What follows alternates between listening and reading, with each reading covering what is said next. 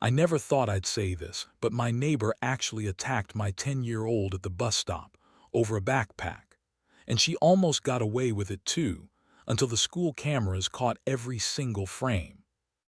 That's the image the officers paused on when they asked me, "Ma'am, is this the neighbor you've been reporting?" "Yes," I said, "that's her. That's the day she finally crossed the line." And before I rewind to show you how we got here, make sure you're subscribed so you don't miss how this HOA feud turned into one of the wildest neighborhood takedowns ever caught on camera.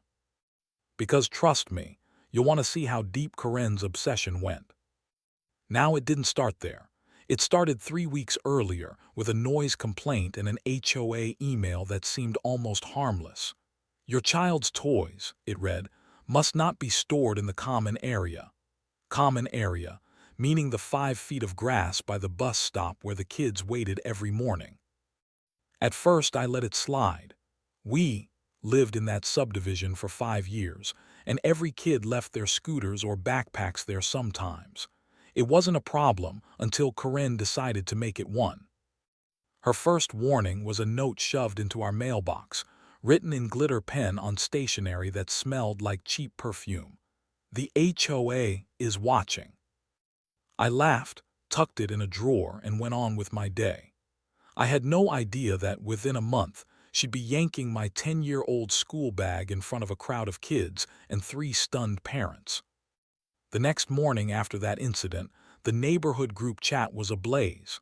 Someone had posted, "Did Karen seriously attack someone's kid at the stop?" Another neighbor replied, "The school's got cameras now, bet it's all on tape." And that single message was how this whole surreal story began to shift, from whispered complaints into a full-blown investigation.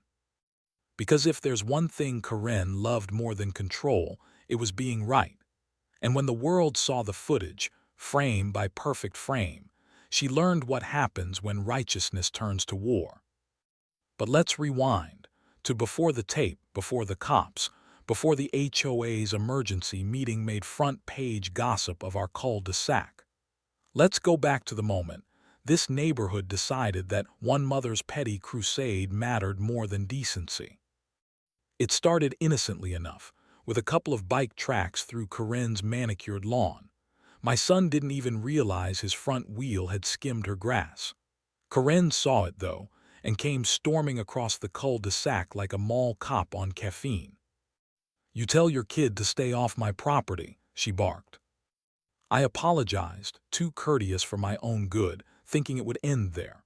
But in HOA country, apologies are fuel. By the next day, she'd filed a violation notice complete with timestamp photos of the tire marks and a hand-scrawled demand for restitution landscaping.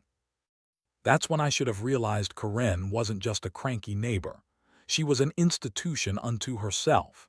She chaired the HOA Compliance Committee, the same one that decided fines, citations, and public shamming posts in the quarterly newsletter.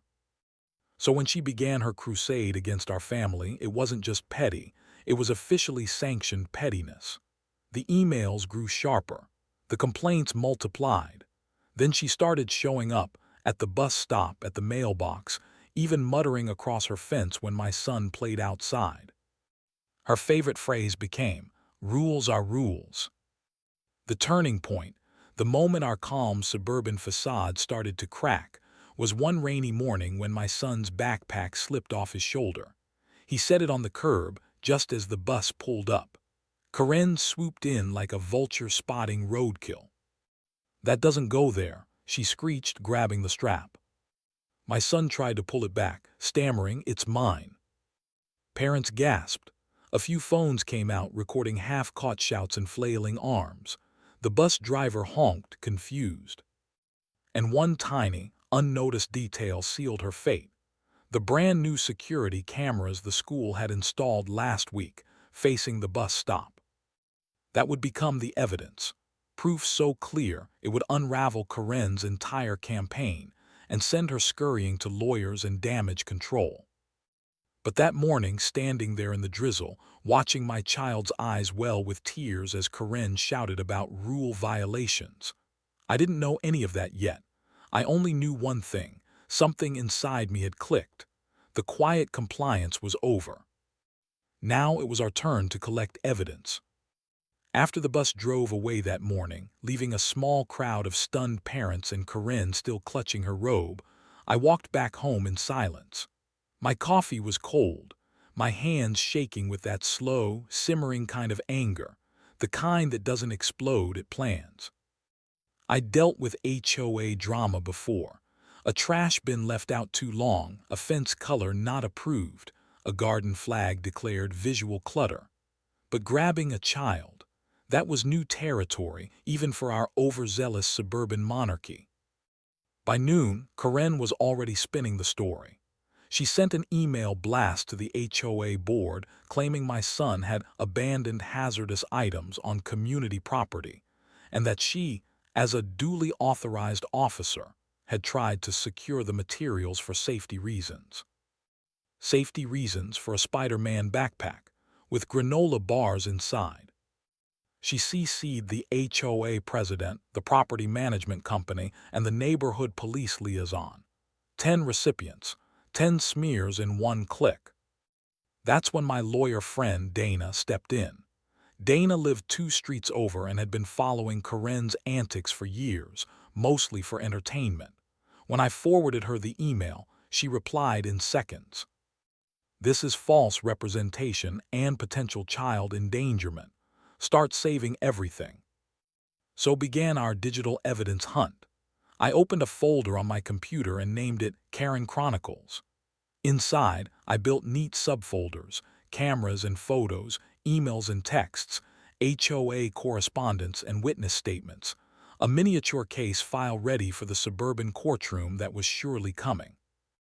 Each night after work, I compiled screenshots like a detective piecing together a suburban noir. Dana guided me through it. Keep everything time-stamped, she said. These types of people always overstep when they think they're untouchable. She was right. Within a week, Corinne's tone shifted from condescension to crusade. She started packing by the bus stop every morning, pretending to pick up litter while glaring at the kids. One morning, she even tried to measure encroachment distances from the curb with a tape measure. It became a theater. Neighbors watched from porches, muttering, "There goes Corinne again." But no one confronted her, not yet.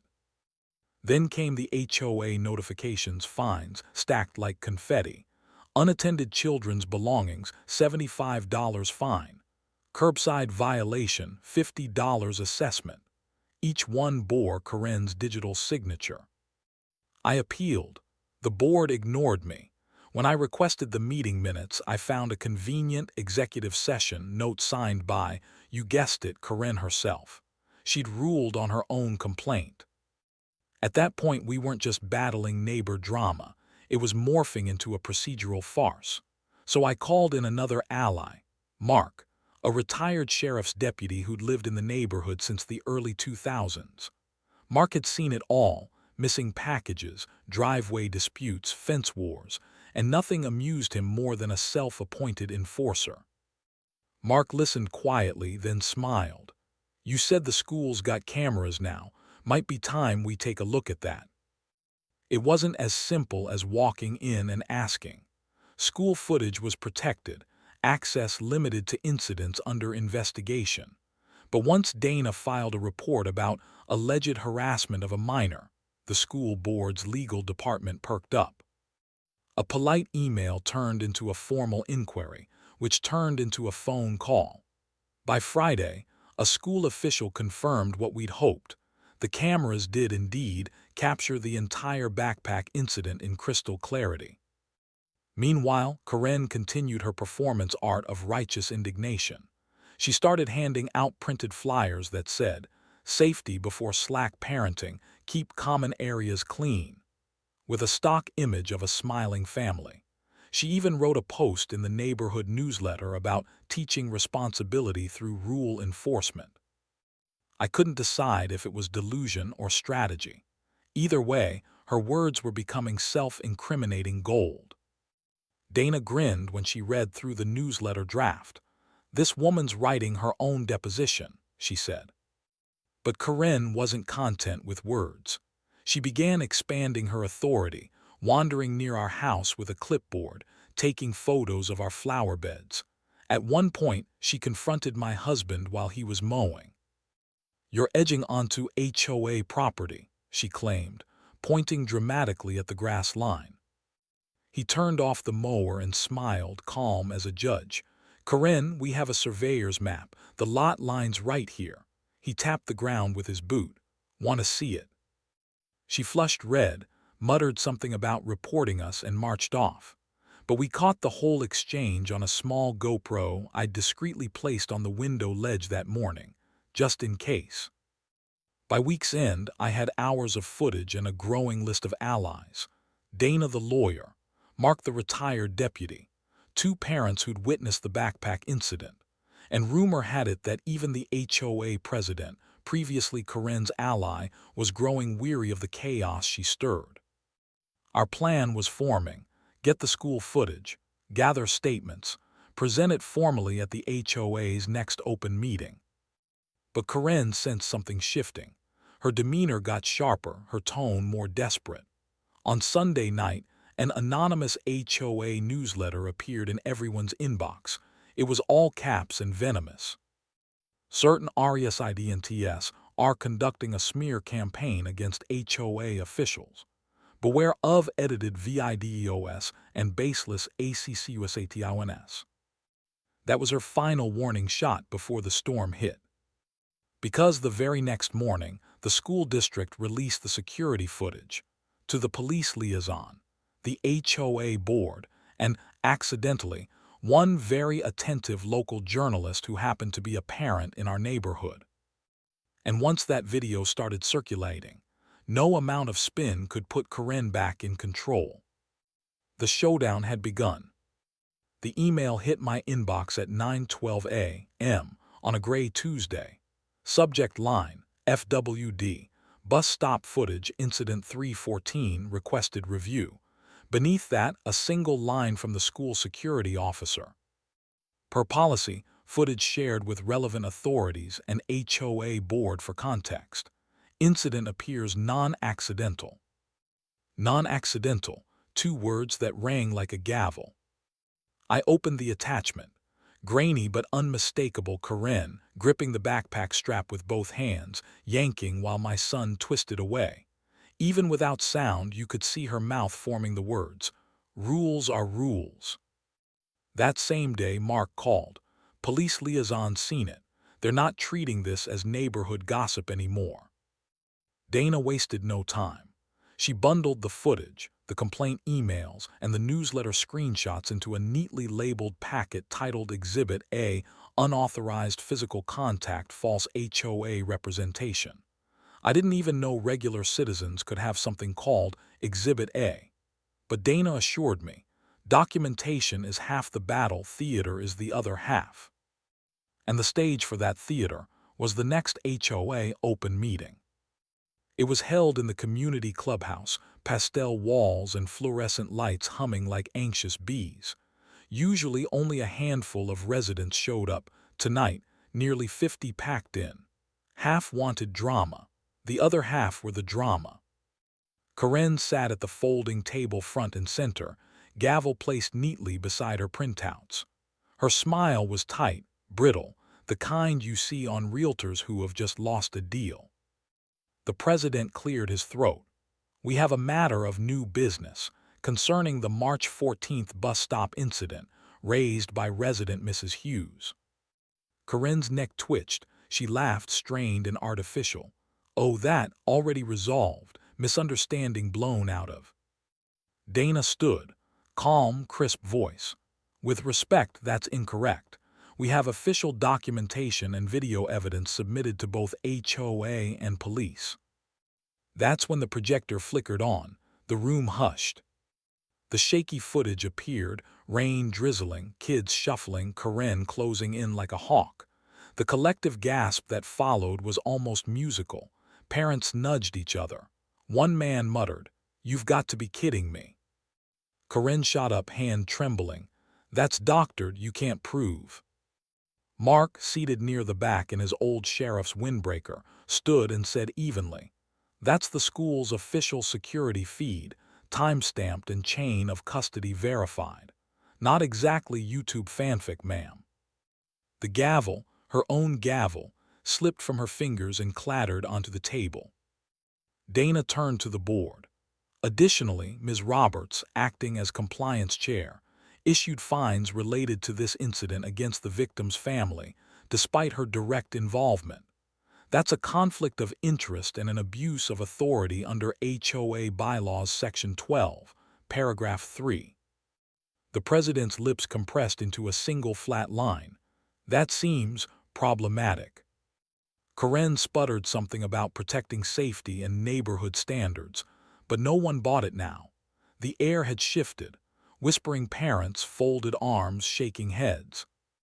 The board voted right there, 3-1 to suspend her from the compliance committee pending investigation. She tried to stage a walkout, muttering about lawyers and smear campaigns, but that night the damage was done. The video circulated again, this time on the local parent forum and the community Facebook group. "Bus stop tyrant exposed," one caption read. "I didn't post it, but I won't pretend I didn't watch the view count climb." In the following days came the backfire none of us quite expected. The very same bylaws Karen had used to nitpick everyone now became the teeth that bit her. The board formally reprimanded her for conduct bringing disrepute to the association. Her fines against neighbors were audited, most of them overturned. 2 residents filed small claim suits for harassment. Insurance denied coverage because her actions were outside her administrative capacity. Even the property management company dropped the HOA contract for community disruption. It was poetic in that civically bureaucratic way. Karen's house, once a model of clipped hedges and HOA perfection, began to look tired. The Community Pride Award plaque by her door vanished. Her name came off the newsletter masthead. Her morning patrols stopped. A month later, when the new board held elections, someone nominated me for compliance chair. I politely declined. I'd had enough authority for a lifetime. Instead, I proposed a new rule, simple, unremarkable, but vital. No HOA representative shall interact physically with minors under any circumstance. All rule enforcement must be written and witnessed. It passed unanimously. That spring, the neighborhood found a new rhythm. Kids laughed freely at the bus stop again. Parents chatted instead of ducking inside. Even the lawns seemed to relax. As for Corinne, she kept to herself. Her final act of control was hanging a for sale sign in her yard one quiet Saturday. By Monday, the sign read under contract. When the moving truck rolled out, a few curtains twitched open, a few coffee mugs were raised in silent toast. Nobody cheered. Nobody gloated. It was just closure, quiet, satisfying, overdue. That night, I sat on the porch with Mark and Dana, watching the sun sink over the cul-de-sac. Mark chuckled. "Guess justice moves at HOA speed," he said. Dana clinked her glass to mine, slow but thorough. And the lesson: documentation, patience, and a bit of lawful persistence can outmaneuver even the most determined control freak. Revenge wasn't loud or vengeful. It was methodical, polite, and perfectly recorded on school security tape.